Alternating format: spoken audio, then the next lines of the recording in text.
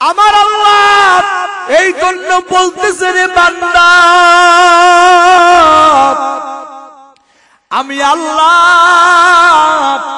তোরে তো একটা দুইটা উপকার করি নাই, আমি আল্লাহ গোটা জীবন ভর শুধু উপকার করে গেলাম রে বান্দা। ওরে বান্দা, তুমি যখন শৈশবকালে ছোট ছিলা তখন তোমার খাদ্য দরকার, আমি আল্লাহ তোমার মায়ের গর্ভে খাবার দান করলাম। ওরে বন্ধু, এরপরে হাঁটি হাঁটি পা পা করে যখন তুমি বড় হইলা, ও বান্দা এবার তোমার জন্য একটু শক্ত খাবার দরকার। এই শক্ত খাবার কেমনে পাইবা? আমি আল্লাহ এই শক্ত খাবার খাওয়ানোর জন্য ছোট ছোট দাঁত তোমার মুখের ভিতরে দিয়ে দিলাম। ওরে বান্দা, এখন তুমি একটু একটু মাছ খেতে পারো, এখন তুমি একটু একটু গোশত খেতে পারো, একটু শক্ত খাবার তুমি খেতে পারো। এটাও তোমার জন্য দরকার ছিল, কেননা লিকুইড খাবার এটা এমন খাবার, এটা অসুস্থ মানুষ, রোগী মানুষ, দুর্বল মানুষের খাবার। এখন তোমার দেহের ভিতরে শক্তি দরকার, তোমার দেহটা একটু শক্ত বানানো দরকার।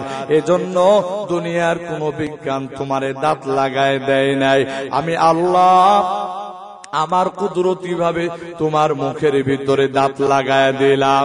প্রাণীর ভাইরা আমার, বন্ধুরা আমার, এই দাঁত মুখের ভিতরে লাগার পর বান্দা এবার শক্ত শক্ত খাবার কিছুটা চাবায়া চাবায়া খাইতে পারে।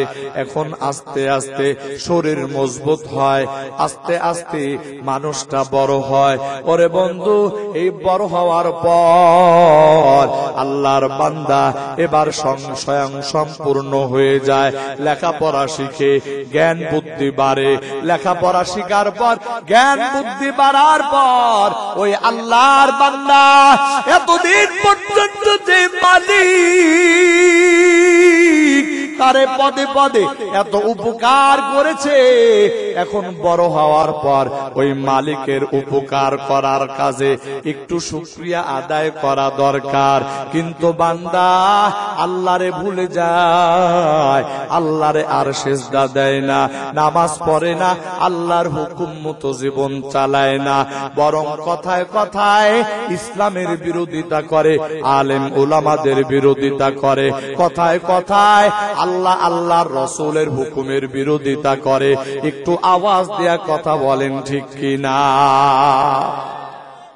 প্রাণীর ভাইরা আমার, আমার আল্লাহ ডাক দিয়ে বলতেছে, এ বান্দা, আমি আল্লাহ তোরে এত উপকার করলাম, তুই কেমন করে আমার উপকার গুলির কথা ভুলে গেলি রে বান্দা?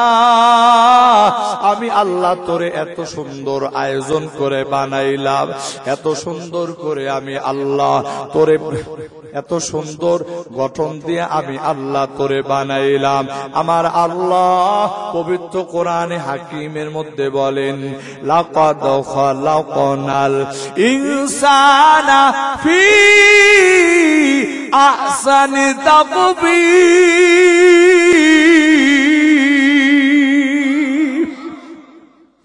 আমার আল্লাহ বলে, বান্দা আমি আল্লাহ সব থেকে সুন্দর গঠন দিয়া, সব থেকে সুন্দর আকৃতি দিয়া আমি আল্লাহ ও বান্দা তোদেরকে সৃষ্টি করলাম। ওরে বন্ধু, আমার আল্লাহ সৃষ্টিটা বড় বৈশিষ্ট্যমণ্ডিত ভাবে সৃষ্টি করেছেন। এই যে আমাকে সৃষ্টি করেছেন, কিন্তু আমার মতো কোন চেহারার মানুষ আল্লাহ আর বানায় নাই। ওরে বন্ধু, এই রকম কোটি কোটি মানুষ আমার আল্লাহ সৃষ্টি করেছে, কিন্তু কারো চেহারার সাথে কারো চেহারার মিল নাই। ওরে বন্ধু, যদিও বা কিছু কিছু জায়গায় মনে হয় অমুকের চেহারার সাথে অমুকের চেহারার মিল আছে। ওরে বন্ধু, আমার আল্লাহ এবার একটু ব্যতিক্রম ভাবে পরিচয় করায় দিতেছেন। এই যে হাতের আঙ্গুল, এই আঙ্গুলের মাথার ভিতরে আমার আল্লাহ এই রকম ভাবে রেখা বানায়া দিয়েছেন। আমার প্রাণের ভাইরা, এই আঙ্গুলের রেখা দিয়ে আমার বন্ধু আমার পাসপোর্ট তৈরি হয়, আইডেন্টি কার্ড তৈরি হয়। এক দেশ থেকে আর এক দেশে যাওয়ার জন্য আমার হাতের আঙ্গুলের রেখাটার দরকার হয়, মানে ফিঙ্গারপ্রিন্ট। ওরে বন্ধু, এই ফিঙ্গারপ্রিন্ট এটা এমন একটা বৈশিষ্ট্যমণ্ডিত ব্যাপার, গোটা দুনিয়ার মানুষ যদি একত্রিত হইয়া এক জায়গার ভিতরে ফিঙ্গারপ্রিন্ট লাগায় দেয়, কিন্তু আমার আল্লাহ এই ছোট্ট একটা আঙ্গুলের ভিতরে এমন ডিজাইন করে দিছে, কোটি কোটি মানুষ যদি আঙ্গুলের ফিঙ্গারপ্রিন্ট পাশাপাশি জায়গায় দেয়, তাহলে কারো আঙ্গুলের সাথে কারো আঙ্গুলের ছাপের কোনো মিল হবে না। একটু আওয়াজ দেয়া কথা বলেন ঠিক কিনা? আল্লাহু আকবার। আমার আল্লাহ বলে, এ বান্দা, এটাই তো প্রমাণ করে রে বান্দা, আমি আল্লাহ তোদেরকে সৃষ্টি করলাম কত সুন্দর বৈশিষ্ট্য দিয়া, কত সুন্দর আনকমন ভাবে আমি আল্লাহ তোমাদেরকে সৃষ্টি করলাম বান্দা। ওরে বান্দা, এত আয়োজন করে তোদেরকে বানাইলাম, আমি আল্লাহ মানুষ বানানোর কথা বললে ফেরেশতারা বিরোধিতা করেছিল, বলেছিল আল্লাহ আপনি জমিনে প্রতিনিধি বানাবেন, তারা তো মারামারি করবে, কাটাকাটি হানাহানি করবে, কি দরকার? আমরাই তো আপনার প্রশংসা করি, আমরাই আপনার গুণকীর্তন করি, আমরাই তো আপনার তাসবিহ পাঠ করি আল্লাহ, এরপরেও কেন মানুষ বানানোর দরকার? আমরা, আমার আল্লাহ বলে, ইন্নী আ'লামু মা লা তা'লামুন। আমার আল্লাহ বলে, আমার ফেরেশতারা, আমি আল্লাহ যেটা জানি তোমরা সেটা জানো না। ওরে বন্ধু, যেই ফেরেশতারা মানব সৃষ্টির বিরোধিতা করেছিল, ওই ফেরেশতাদেরকে আমার আল্লাহ আদম বানায়া, আদমকে সিজদা করায়া, আমার আল্লাহ মানুষের দাম ফেরেশতার উপরে বাড়ায় দিয়া, আমার আল্লাহ বলে, বান্দা এই যে কামকুল কায়নাতের ভিতরে আমি আল্লাহ যত মাখলুক সৃষ্টি করেছি, সকল মাখলুকাতের উপরে আমি আল্লাহ তুমি মানুষের মর্যাদা বাড়ায় দিয়েছি। একটু আওয়াজ দিয়া জোরে জোরে বলেন সুবহানাল্লাহ। প্রাণীর ভাইরা আমার, বন্ধুরা আমার, এবার আমার আল্লাহ প্রশ্ন করতেছে, রে বান্দা, আমি আল্লাহ এত সুন্দর বৈশিষ্ট্য দিয়া, এত আয়োজন করিয়া, এত প্রস্তুতি নিয়া, এত যত্ন করিয়া যে মানুষ আমি আল্লাহ বানাইলাম রে বান্দা, এবার আমার আল্লাহ আমাদেরকে প্রশ্ন করতেছেন, আফা হাসিবতুম আন্নামা খলাকনাকুম আবাসা ওয়া আন্নাকুম ইলাইনা লা তুরজাউন।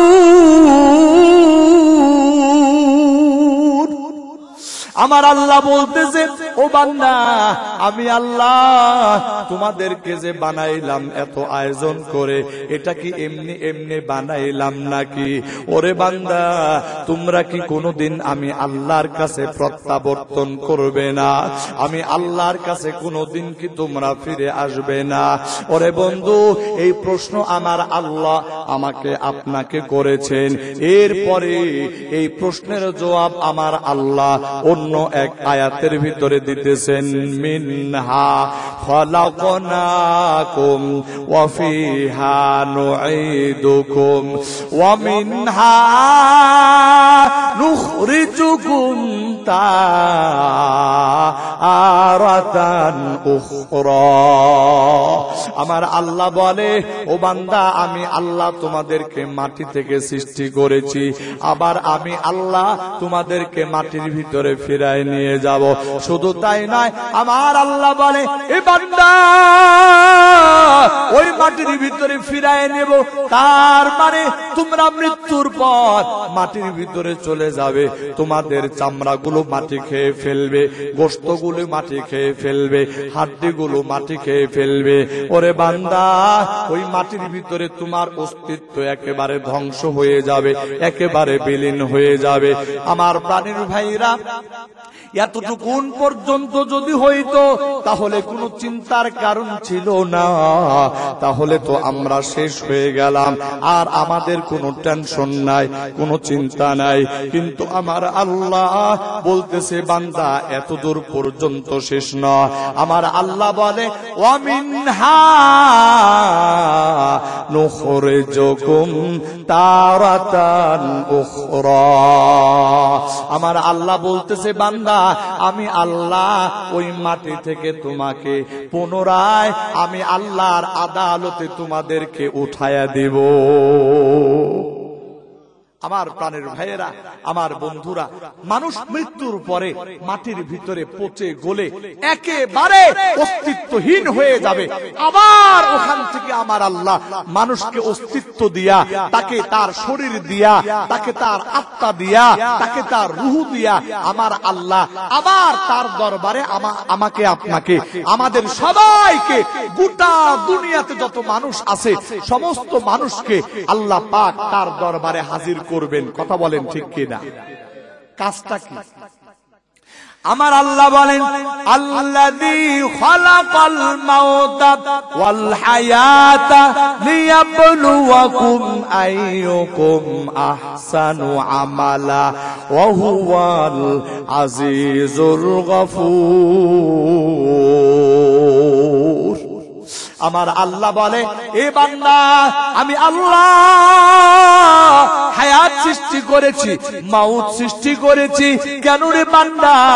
আমি আল্লাহ তোমাকে পরীক্ষা করতে চাই, দেখি তুমি ভালো আমল করো নাকি খারাপ আমল করো। ওরে বন্ধু, আমার আল্লাহ এই আয়াতে কারিমার মাধ্যমে পরিষ্কার ভাবে যেই কথাটা আমাকে আপনাকে বোঝাইতে চান, সেই কথা হলো, বান্দা আমি আল্লাহ তোমাকে 50 বছর, 60 বছর, 80 বছর হায়াত দান করলাম। এর বান্দা, এই হায়াত শেষ হওয়ার পর তোমরা আবার আমার আদালতে দাঁড়ায় যাইবা। ওই সময় আমি আল্লাহ তোমাদের কাছে জানবো, এ বান্দা এই যে 50, 60, 80 বছর হায়াত নিয়ে দুনিয়াতে গেলা, তোমার এই হায়াতে জিন্দেগিটা তুমি কোন কাজে লাগাইছো রে বান্দা? কোন আমল করে জীবনটা কাটাইছো? আমার প্রাণের ভাইরা, আমার বন্ধুরা, আমার আল্লাহর আদালতে যেদিন আমার আপনার আমল নামার হিসাব শুরু হয়ে যাবে, আমার আমল নামা আল্লাহর আদালতে যেদিন প্রকাশ হয়ে যাবে, ওরে বন্ধু, এটা তো আমার আপনার জন্য বড় দুশ্চিন্তার বিষয়। কেননা আমার আপনার আমল নামা যখন আল্লাহর দরবারে খোলা হবে, দেখা যাবে ওই আমল নামার ভিতরে নামাজ নাই, দেখা যাবে ওই আমল নামার ভিতরে দান সদকা নাই, দেখা যাবে ওই আমল নামার ভিতরে কুরআন তিলাওয়াত নাই, ওই আমল নামার ভিতরে জিকির আজকার নাই, ওই আমল নামার ভিতরে তালিম নাই, ওই আমল নামার ভিতরে আল্লাহর হুকুম না মানা, ওই আমল নামার ভিতরে গুনাহ, ওই আমল নামার ভিতরে সুদ পাওয়া যাবে, ওই আমল নামার ভিতরে ঘুষের গুনাহ পাওয়া যাবে, ওই আমল নামার ভিতরে মানুষের প্রতি জুলুমের গুনাহ পাওয়া যাবে রে ভাই, ওই আমল নামার ভিতরে আল্লাহর নাফরমানি পাওয়া যাবে। আল্লাহর বান্দা, এবার একটু চিন্তা করে দেখো না রে বন্ধু, আল্লাহর আদালতে দাঁড়াইবা, আর ওই দিন তোমার আমল নামার পরিস্থিতি যদি এমন হয়, তাহলে আল্লাহর আদালতে বান্দা তুমি কেমন করে তোমার চেহারাটা দেখাইবা? একটু চিন্তা করে যাও, একটু গভীর ভাবে মনোযোগ দিয়ে যাও। আমার প্রাণের ভাইরা, আমার বন্ধুরা, কি আশ্চর্য ব্যাপার!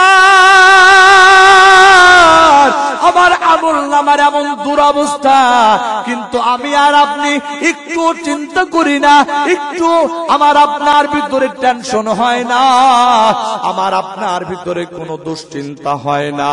ওরে বন্ধু, অথচ এই পৃথিবীতে যত মহামনীষীরা ছিল, এই মহামনীষীরা তারা তাদের জীবন নিয়ে বড় চিন্তিত ছিল রে ভাই। এই জন্য দেখা যায় ইমামে আজম আবু হানিফা রাহমাতুল্লাহি আলাইহি। আল্লাহু আকবার। ইমামে আযম আবু হানিফা রাহমাতুল্লাহি আলাইহি আল্লাহর আদালতে দাঁড়াইয়া জীবনের হিসাব নিকাশ দেওয়া লাগবে রে ভাই।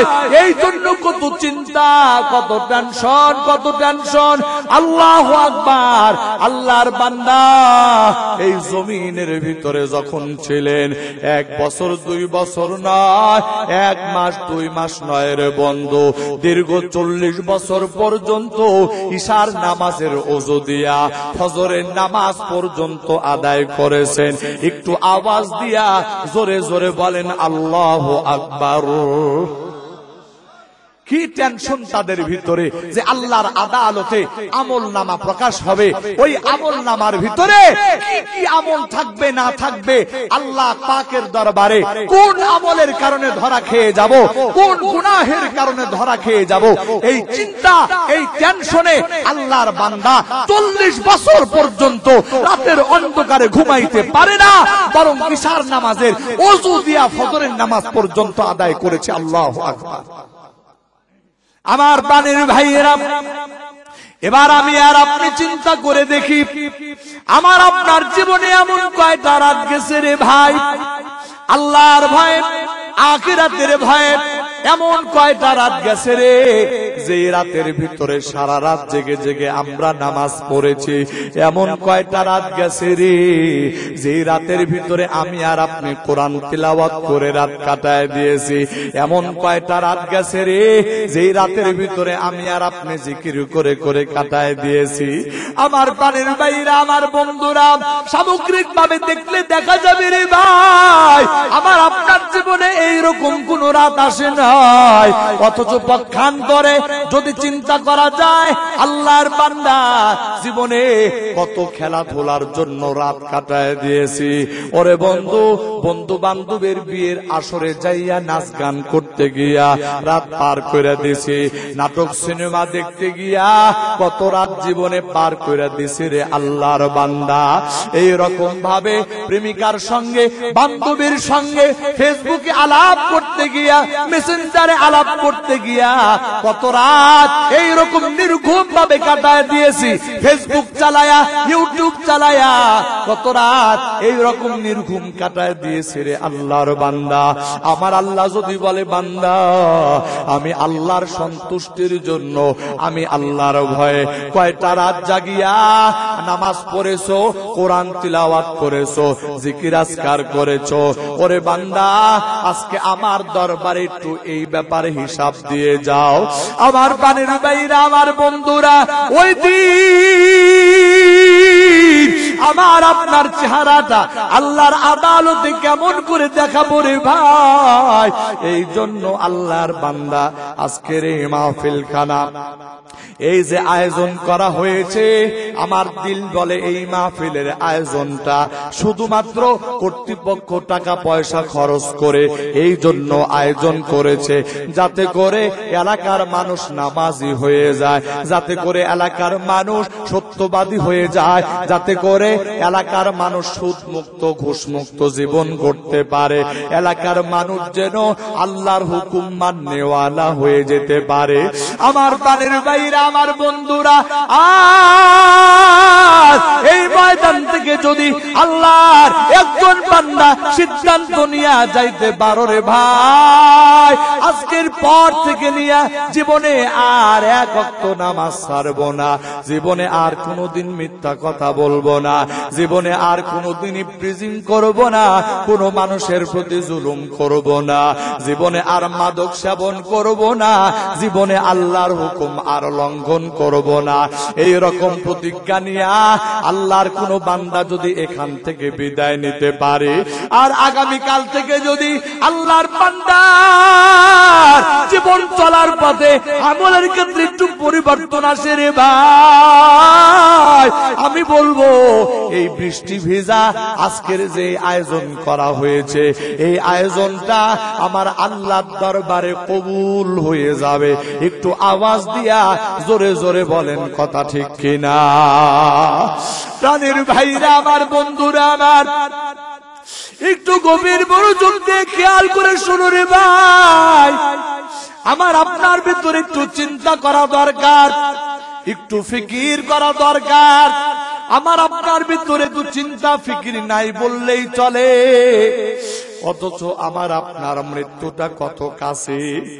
ওরে বান্দা, আল্লাহর বান্দা, একজন মুমিন ইমানদার মানে সে এই কথা বিশ্বাস করা জরুরি।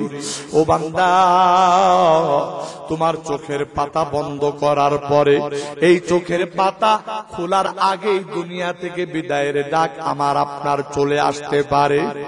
আজকে অনেক যুবক ভাই চিন্তা করে, বছর 25 বছর আমার এখনো নামাজের বয়স হয় নাই, আমার এখনো মুখে দাড়ি রাখার বয়স হয় নাই, এখনো পাক্কা ইমানদার হওয়ার বয়স হয় নাই। আমি ওই সমস্ত যুবক ভাইদেরকে বলতে চাই, ও যুবক ভাই, আজকে পেপার পত্রিকার দিকে তাকায়া দেখো, ফেসবুকের দিকে তাকায়া দেখো, তোমার মতো কত তাজা প্রাণওয়ালা যুবক প্রতিদিন, কত যুবক দুর্ঘটনার শিকার হইয়া, কত যুবক অ্যাক্সিডেন্টের শিকার হইয়া দুনিয়া থেকে বিদায় নিয়ে চলে যাইতেছে। আহারে, এই যে গত 3-4 দিন আগে আমার একজন ছাত্র হাফেজ মাওলানা মাজহারুল ইসলাম, ওই মাজহারুল ইসলামের একেবারে ক্লাসমেট, তার বয়স 22 থেকে 23 বছর বয়স, এখন পর্যন্ত বিয়ে করে নাই, রোড অ্যাক্সিডেন্ট করেছে রে বন্ধু। রোড অ্যাক্সিডেন্ট করার পর 1 মাস 1 দিন পরে ওই যুবক ছেলেটা দুনিয়া থেকে বিদায় হয়ে অন্ধকার কবরের বাসিন্দা হয়ে গেছে। আমার প্রাণের ভাইরা, আমার বন্ধুরা, আমি ওই যুবকদের উদ্দেশ্যে বলতে চাই, এ আমার যুবক ভাই, তোমার বিশ্বাস না হয় তোমার এলাকার কবরস্থানের ভিতরে যাইয়া একটু হিসাব নিকাশ করো, আর একটু গবেষণা করো যে তোমার থেকেও কত কম বয়সে যুবক এই দুনিয়া থেকে বিদায় হয়ে গেছে। ওরে বন্ধু, এটা যদি ওই যুবকের ক্ষেত্রে বাস্তব হতে পারে, তাহলে তোমার ক্ষেত্রে এটা কেন বাস্তব হতে পারবে না? আমার প্রাণের ভাইরা, আমার বন্ধুরা, এই কথাই মেনে না, হায়াত মৌতের কোনো বিশ্বাস নাই, যে কোনো সময় এই দুনিয়া থেকে বিদায়ের ডাক চলে আসবে রে ভাই। আজকে থেকে তুমি তোমার জীবনটা পরিবর্তন করার প্রতিজ্ঞা করে নাও। ওরে বন্ধু, আমি যখন মাহফিলে আসার পরে খাবার খাওয়ার জন্য যখন যাইতেছিলাম, দোকানপাটের ভিতরে দেখলাম শত শত আমার যুবক ভাইয়েরা ওখানে আড্ডার ভিতরে লিপ্ত আছে। আমি আমার যুবক ভাইদের উদ্দেশ্যে হাতে পায়ে ধরে বলি, রে যুবক, জীবনটারে দামি বানাও। যৌবন বয়সের ইবাদত আমার আল্লাহ বড় পছন্দ করে। যৌবন বয়সের চেহারা যেমন মানুষ পছন্দ করে, ঠিক তদ্রুপ ভাবে আমার আল্লাহ যৌবন বয়সের ইবাদত আমার আল্লাহ বড় পছন্দ করে। একটু আওয়াজ দিয়া জোরে জোরে বলেন, কথা ঠিক কিনা? আমার যুবক ভাইদের উদ্দেশ্যে এই কথাটা আমি বিশেষ করে বলি এই কারণে, কারণ প্রত্যেকটা এলাকার বয়োবৃদ্ধ মানুষ যারা আছে তারা তো কিছুটা দিন বুঝে, কিছুটা দিনের পথে চলে। তাদের তো একটা চিন্তা ভাবনা চলে আসছে যে আমার আর কোন সময় দুনিয়া থেকে বিদায়ের ডাক চলে আসে, এই চিন্তা তার অন্তরের ভিতরে ঢুকে গেছে। এজন্য সে কিছুটা হলেও সংশোধন হয়ে চলার চেষ্টা করে। কিন্তু আমার যুবক ভাইয়েরা বড় বেপরোয়া ভাবে জীবন পরিচালনা করতেছে।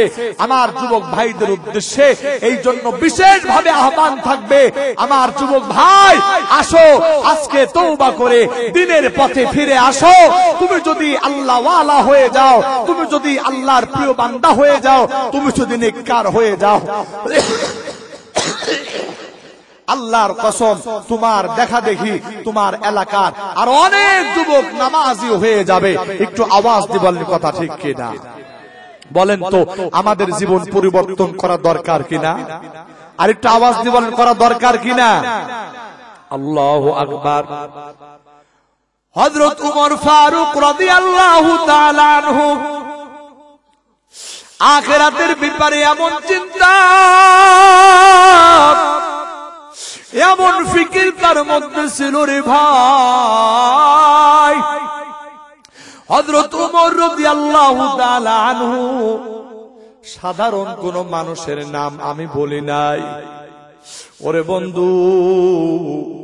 হযরত ওমর রাদিয়াল্লাহু তাআলা আনহু এমন একজন ব্যক্তি ছিলেন, আল্লাহর নবী যার ব্যাপারে ঘোষণা করেছেন আনা খাতামুন নাবিয়্যিন লা নাবিয়্যা বাদি। হযরতে আল্লাহর রাসূল বলেন আমি সর্বশেষ নবী, আমার পরে আর কোন নবী নাই। লাউ কানা বাদি নাবিয়্যুন লাকানা উমর। আমার নবীজি বলতেছে আমার পরে যদি আর নবী হওয়ার উপযুক্ত কোন ব্যক্তি আল্লাহ যাকে বানাইতো তাহলে সেই ব্যক্তি হয়তো ওমর।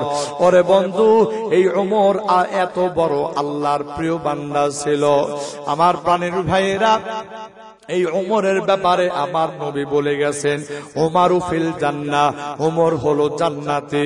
ওরে বন্ধু, শুধু তাই নয়, এই ওমরের ব্যাপারে আমার নবী এমন বলে গেছেন ওমর আল ফারুক বাইনাল হাক্কি ওয়াল বাতিল। হযরত ওমর হলো হক এবং বাতিলের মধ্যে পার্থক্যকারী। আমার প্রাণের ভাইরা, আমার বন্ধুরা, হযরত ওমর হকের প্রতি তার এত দাপট ছিল, এত দাপট ছিল, আল্লাহু আকবার। হযরত ওমর যেই পথে চলতো ওই পথে শয়তান পর্যন্ত চলার দুঃসাহস পাইতো না। আমার প্রাণের ভাইরা, হযরত ওমর রাদিয়াল্লাহু তাআলা আনহু এমন একজন জলিলুল কদর সাহাবীর নাম। আমার বন্ধুরা, তখন খলিফাতুল মুসলিমিন হযরত ওমর রাদিয়াল্লাহু তাআলা আনহু আল্লাহর রাসূলের সাহাবী হযরত হুযায়ফাতুল ইয়ামান রাদিয়াল্লাহু তাআলা আনহুর বাড়িতে ডাক দিয়া বলে ও হুযায়ফা, আল্লাহর নবী তোমার কাছে সমস্ত গোপন ভেদগুলি প্রকাশ করে গেছে, এই জন্য তুমি ভালো করে জানো মদিনার ভিতরে মুনাফিকের তালিকায় কে কে আছে তুমি ভালো করে জানো।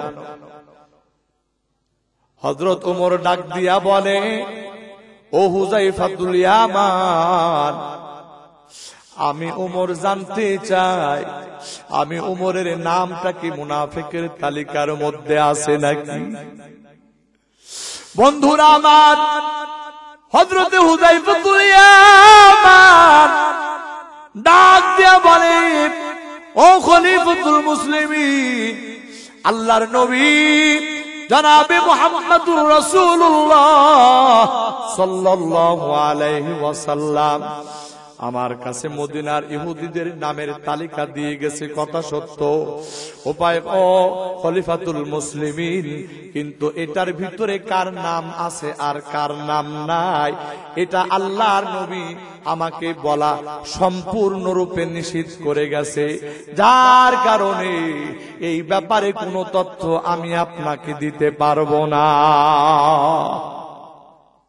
বন্ধুরা আমার, এই কথা শোনার পর হযরত ওমর সেখান থেকে বের হয়ে চলে আসছে, নিজের ঘরের ভিতরে চলে আসছে। রাতের অন্ধকার, অন্ধকার রাত, হযরত ওমর বিছানার ভিতরে শুয়ে আছে, কিন্তু ওমরের চোখের ভিতরে ঘুম আসে না, দুইটা চোখের পাতা তিনি এক করতে পারেন না। ওরে বন্ধু, দুইটা চোখের পাতা এক করতে পারেন না। তিনি বিছানা থেকে উঠিয়া ঘরের ভিতরে পায়চারি করতে লাগলেন, পায়চারি করতে লাগলেন। বিবি ডাক দিয়া বলে ও প্রিয়তম স্বামী, আপনি কেন এত অস্থির? হযরত ওমর কোন কথার জবাব দেয় না। রাতের গভীর হয়ে গেছে, মদিনার ভিতরে সমস্ত মুসলমানরা যখন ঘুমে বিভোর হয়ে আছে, হযরত ওমর নিজের ঘরের দরজাটা খুলিয়া ঘর থেকে বাহির হইয়া আরে ঘরের বাহিরে যখন বাহির হইলেন দেখতে পাইলেন গুড়ি গুড়ি গুড়ি গুড়ি বৃষ্টি পড়তেছে। তার মানে একটু একটু ঠান্ডা ঠান্ডা আবহাওয়া, মানুষগুলি গভীর ঘুমে আচ্ছন্ন হয়ে আছে। কিন্তু খলিফাতুল মুসলিমিন হযরত ওমর রাদিয়াল্লাহু তাআলা আনহুর চোখের ভিতরে ঘুম নাই।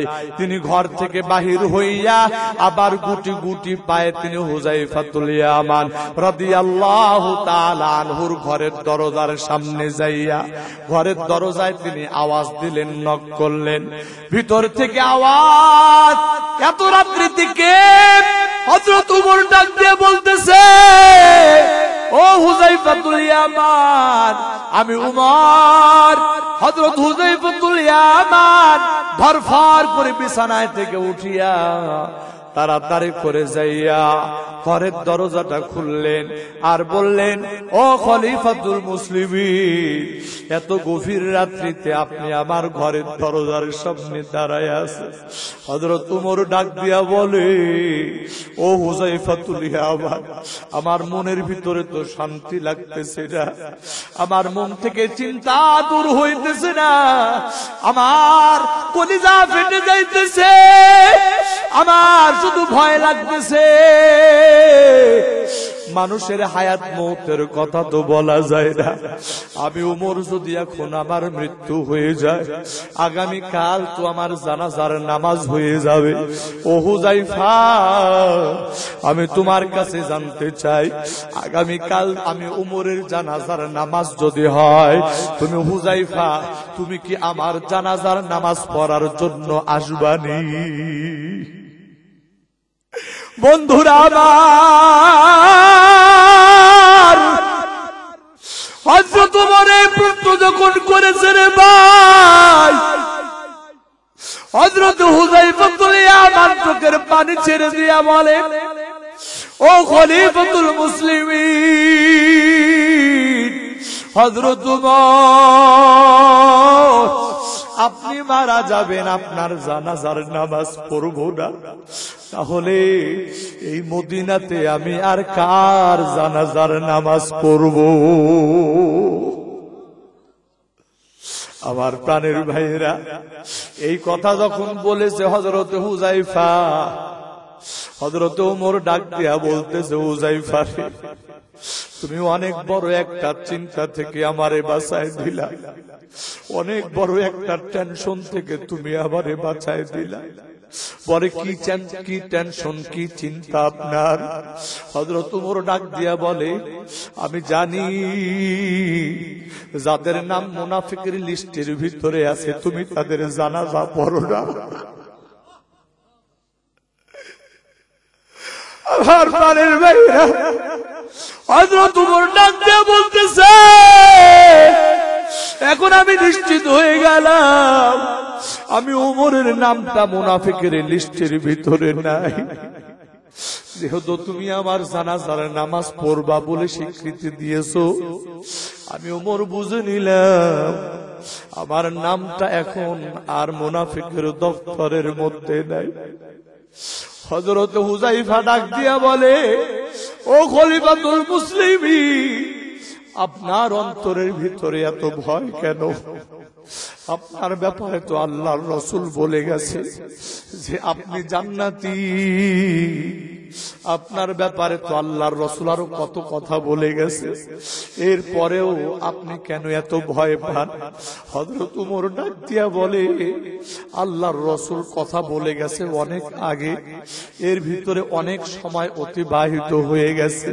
কেমনও তো হইতে পারে এই অতিবাহিত হওয়া সময়ের ভিতরে আমি ওমরের জীবনে এমন কোন গুনাহ হয়ে যেতে পারে যেই গুনার কারণে আমি ওমরের নামটা জান্নাতের দফতর থেকে আল্লাহ কেটে দিতে পারে।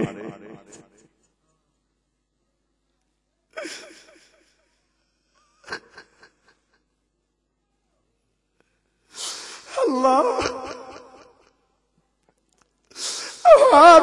ভাই, এটা তো বড় কঠিন ব্যাপার। জীবনে কোনদিন আমাকে নিয়ে আমি ভাবি নাই আপনি কোনদিন আপনাকে নিয়ে এমন ভাবে ভাবেন না, কিন্তু হযরত উমর কত ভাবে চিন্তা করেছে। ও মুসলমান, এটা কিন্তু বড় সাংঘাতিক ব্যাপার। আমার নামটা জান্নাতের দফতরে নাকি জাহান্নামের দফতরে, এটা নিয়ে আমি আর আপনি কোনদিন চিন্তা করি না। হযরত উমর রাদিয়াল্লাহু তাআলা আনহু দিলটা এত শক্ত ছিল, গোটা দুনিয়ার কাফের বেঈমানেরা হযরত উমরের কথা শুনলে থরথর করে কাঁপত রে বন্ধু। কিন্তু ওই উমরের দিলের পরিস্থিতিটা এমন, যখন আখিরাতের চিন্তা হইতো উমর যেন একেবারে পাগল পাড়া হয়ে যাইত।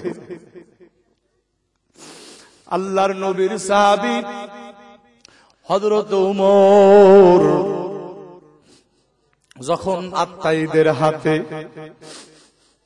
দুষ্কৃতিকারীদের হাতে যখন তাকে আঘাত করা হলো, শরীর থেকে তাজা রক্ত পায়া পায়া পড়তেছে, হযরত উমর রাদিয়াল্লাহু তাআলা আনহু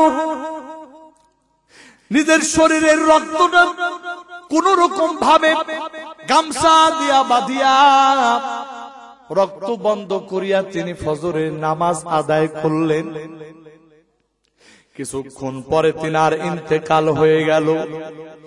ও বন্ধু, হযরত উমর রাদিয়াল্লাহু তাআলা আনহুর ইন্তেকালের পরে যখন তাকে গোসল দেওয়ার জন্য নেওয়া হলো, গোসল দেওয়ার জন্য নেওয়ার পর গোসলদাতা ব্যক্তি যারা হযরত উমরকে গোসল দেওয়ার জন্য নিয়েছে, গোসল দেওয়ার জন্য নেওয়ার পরে যখন গায়ের ভিতরে পানি ঢালতেছে, শরীর একটু ডলাডলি করতেছে, হঠাৎ করে শরীরের পিছনের দিকে একটু হাত চলে গেছে। হাত চলে যাওয়ার পর দেখা যাইতেছে হযরত উমরের পিঠটা মসৃণ নয়, বরং কিছু জায়গায় উঁচা আর কিছু জায়গা নিচা। উল্টায়া দেখলেন, আরে ভাই, যখনই হযরত উমরের লাশটা উল্টানো হলো, দেখা গেল পিঠের উপরে চাবুকের আঘাত, এমন ভাবে আঘাতে জর্জরিত, গোটা পিঠ একেবারে আঘাতে আঘাতে জর্জরিত হইয়া গোটা পিঠ একেবারে ক্ষত বিক্ষত হয়ে আছে। ওরে বন্ধু, হযরত উমর রাদিয়াল্লাহু তাআলা আনহুর এই পরিস্থিতি দুনিয়ার কোন মানুষ এটার খবর জানতো না। প্রাণের ভাইরা আমার, নবীর সাহাবীরা আশ্চর্য হয়ে গেল। খলিফাতুল মুসলিমিন এত বড় একজন বাদশাহ,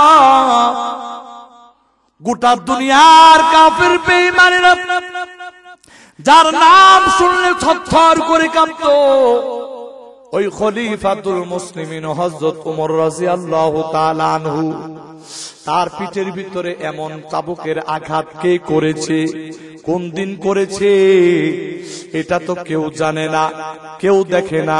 সবাই আশ্চর্য হয়ে গেল।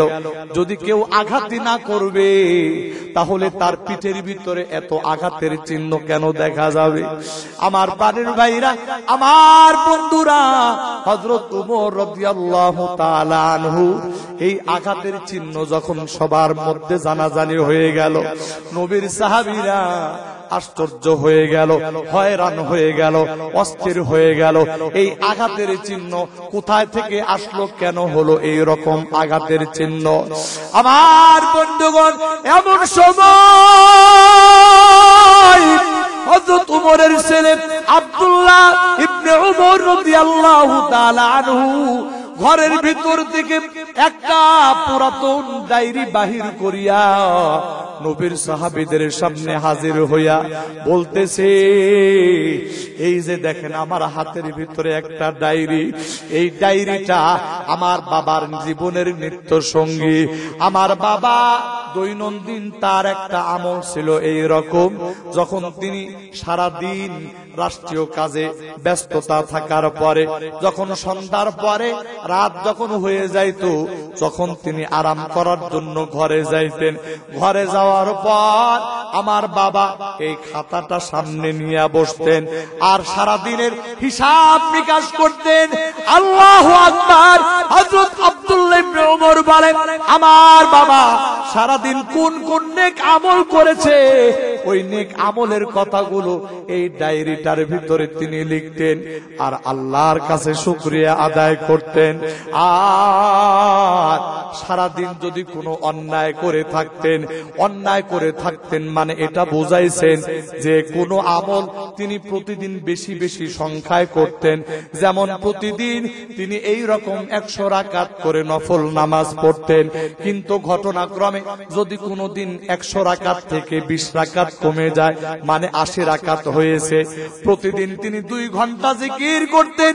যদি ঘটনাক্রমে কোনোদিন 2 ঘন্টা থেকে 20 মিনিট কমে যায়, 10 মিনিট কমে যায়, প্রতিদিন তিনি যেই নেক আমল যেই পরিমাণ করতেন ওই পরিমাণ থেকে যদি নেক আমলের সংখ্যা একটু কমে যাইত, তাহলে হযরত ওমর নিজের নাম ধরিয়া নিজেকে ভৎসনা করত আর বলতো, রে ওমর তুই তো ধ্বংস হয়ে গেলি, তোর ভিতর থেকে তো আখিরাতের চিন্তা দূর হয়ে গেছে, তুই তো আল্লাহরে আর ভয় পাও না, আখিরাতের ব্যাপারে তোর ভিতরে আর কোনো চিন্তা নাই।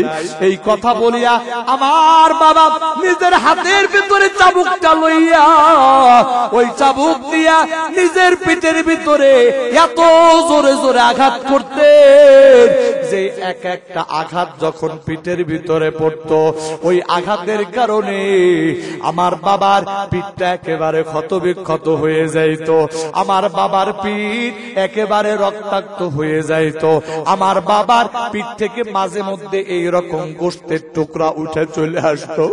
আমার প্রাণের ভাইরা, আমার বন্ধুরা, হযরত ওমর রাদিয়াল্লাহু তাআলা আনহু এই রকম ভাবে দৈনন্দিন আল্লাহর বান্দা যখন রাতের অন্ধকারে বিছানার ভিতরে যাইতেন, বিছানার ভিতরে যাওয়ার আগে প্রতিদিন সে কোন কোন নেক আমল করেছে, কি পরিমাণ করেছে, যদি কোনো জায়গায় পরিমাণে কোনো একটু কম হয় তাহলে নিজেকে ভৎসনা করতেন। শুধু ভৎসনাই করতেন না, বরং নিজেকে তিনি শাস্তি দিতেন। আমার প্রাণের ভাইরা, আমার বন্ধুরা, এবার আমি আর আপনি একটু চিন্তা ভাবনা করা দরকার। ওরে বন্ধু, আমি আর আপনি জীবনে কতবার এমনটা হিসাব করেছি? আমি আর আপনি এমন হিসাব তো জীবনে বহুবার করেছি যে মাস শেষে বেতন পাইলাম, এই বেতনে আমার সংসার কত টাকা খরচ করব, আমার স্ত্রীর পিছনে কত টাকা খরচ করব, আমার সন্তানের পিছনে কত টাকা খরচ করব, আমার মায়ের পিছনে কত টাকা, আমার বাবার পিছনে কত টাকা খরচ করব, এমন হিসাব নিকাশ আমরা করি আল্লাহর বান্দা। কিন্তু আজ কয় রাকাত নফল নামাজ পড়লাম এটার হিসাব আমি করি না। আজকে কয়টা মিথ্যা কথা বললাম এটার হিসাব আমি করি না। আজকে কয়টা নেকির কাজ করলাম এটার হিসাব আমি আর আপনি কোনোদিন করি না। আজকে কয়টা গুনাহ করলাম এটার হিসাব নিকাশ আমি আর আপনি কোনোদিন করি না। ওরে বন্ধু, অথচ আমার আল্লাহ দুনিয়ার মানুষদেরকে বলতেছে, ও দুনিয়ার ইমানদার, আমি আল্লাহ তোমার জীবনের সমস্ত হিসাব নিকাশ গুলো পুঙ্খানুপুঙ্খভাবে আমার আদালতে আমি আল্লাহ তোমার কাছ থেকে বুঝে নিব। ওরে বন্ধু, আজকে আমরা যারা এই ময়দানে উপস্থিত হয়েছি, আজকে আমরা আমাদের দিল যদি সামান্যতম একটু নরম হয়ে যায় তাহলে 2টা হাত উঠায়া আমার আল্লাহর দরবারে একটু তওবা করেন। সবাই 2টা হাত একটু উঠায়া দেন। দেন। আমার পানের বাইরা, আমার বন্ধুরা, মালিককে ডাক দিয়া বলো, আল্লাহ জীবনে আর এক ওয়াক্ত নামাজ ছাড়বো না গো আল্লাহ, জীবনে আর কোনদিন মিথ্যা কথা বলবো না, জীবনে আর কোনদিন আল্লাহ কোন মানুষের প্রতি জুলুম করব না, ইফতিজিং করব না, সুদ খাবো না, ঘুষ খাবো না। আয় আল্লাহ কোনদিন মাদক সেবন করব না, কোনদিন আল্লাহ তোমার নাফরমানি আর কোনদিন করব না। ওগো আল্লাহ তোমার দরবারে ফরিয়াদ, মেহেরবানি করে আমাদের তওবাগুলি তুমি কবুল করে নাও। ওগো আল্লাহ জীবনে কতবার তওবা করেছি, আবার তওবা ভঙ্গ করেছি গো আল্লাহ। আজকে যেই তওবা করতেছি মৃত্যুর আগ পর্যন্ত এই তওবার উপরে তুমি আমাদেরকে অটল থাকার তৌফিক দান করে দিও আল্লাহ। একটু জবান খুলে আওয়াজ দিয়া জোরে জোরে বলেন আমিন। আমার পানের বাইরে, আমার বন্ধুরা, পর্দার অন্তরালে আমার যে সমস্ত মা বোনেরা আছে, আমি আমার মা বোনদেরকে বলতে চাই, ওগো মা,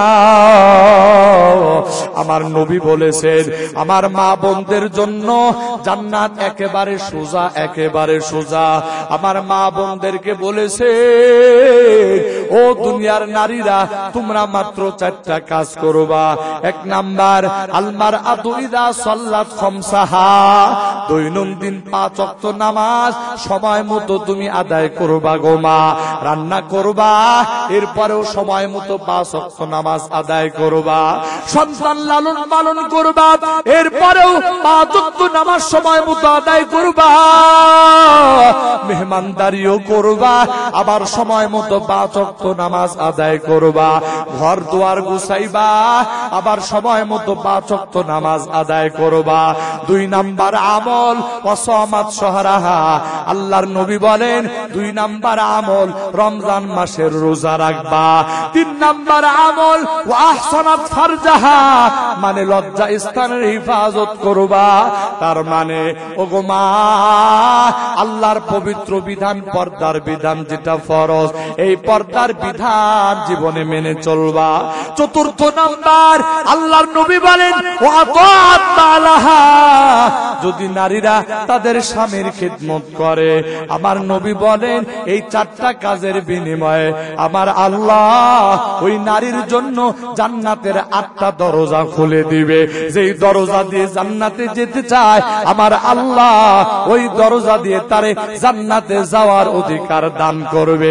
একটু আওয়াজ দিয়া জোরে জোরে বলেন সুবহানাল্লাহ। আমি আমার মা বোনদেরকে বলি, মা অবশ্যই অবশ্যই এই 4 কাজের বিনিময়ে আল্লাহর সন্তুষ্টি আপনি অর্জন করতে পারবেন। আল্লাহর রাসূলের সন্তুষ্টি নিয়ে এই দুনিয়া থেকে যাওয়ার চেষ্টা করব। আমার পুরুষ ভাইদেরকেও আমি বলবো, আল্লাহর বান্দা, আজকে তো সময় পার হয়ে গেল, আগামী কাল থেকে নিয়ে আর 1 ওয়াক্ত নামাজ ছাড়বো না।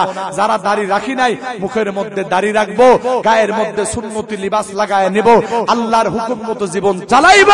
আল্লাহর কসম, এই ওয়াজ শুনে যদি আমাদের জীবন পরিবর্তন হয়, তবেই তো এটাই তো আমার আপনার জীবনে একটা চূড়ান্ত সার্থকতা।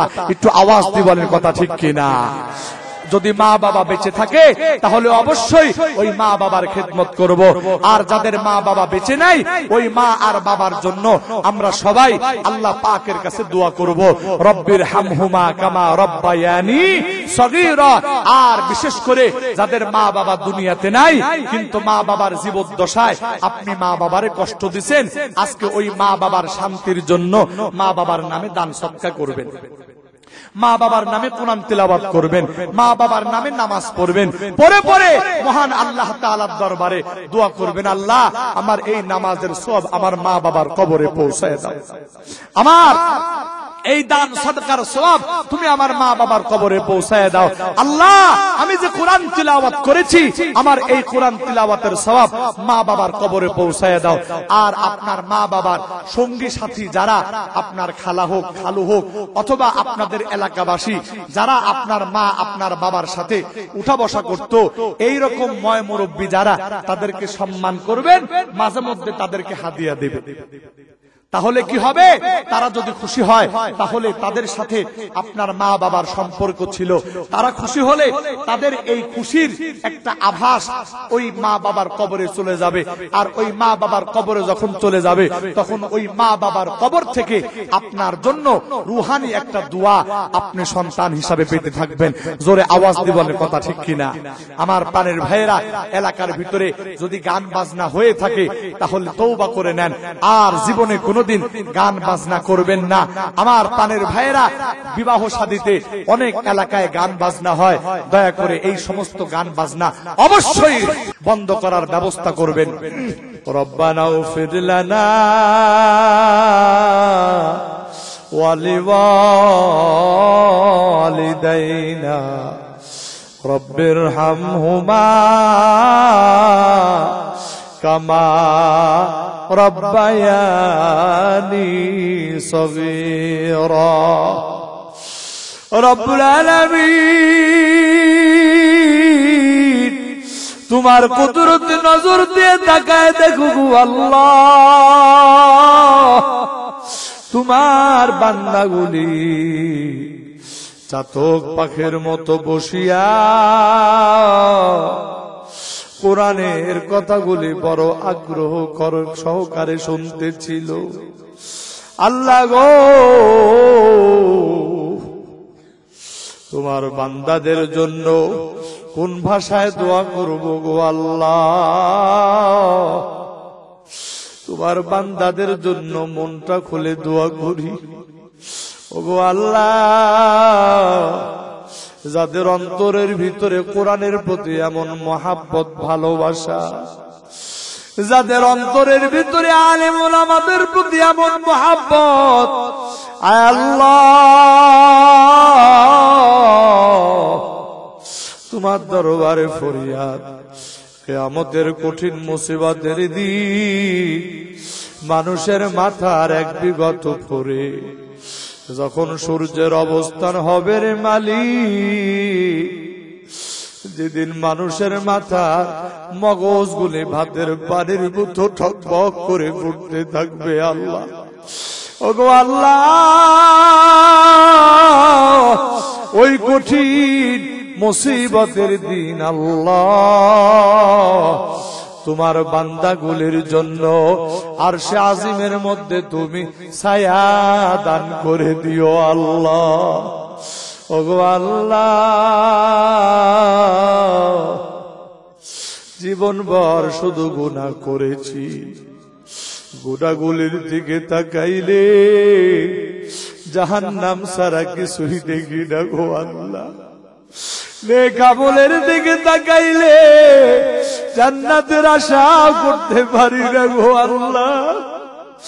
এমন পরিস্থিতিতে দুইটা হাত তোমার দরবারে তুলে ধরেছি, ওগো আল্লাহ, আমাদের গুনাহগুলির দিকে না তাকাইয়া আপনার নাম রহমান, আপনার নাম রহিম, আপনার নাম গফফার, আপনার নাম সত্তার গো আল্লাহ, ওই নামগুলির উসিলা ধরিয়া জীবনের তামাম গুনাহ খাতাগুলি মাফ করে দেয় রব্বুল আলামিন।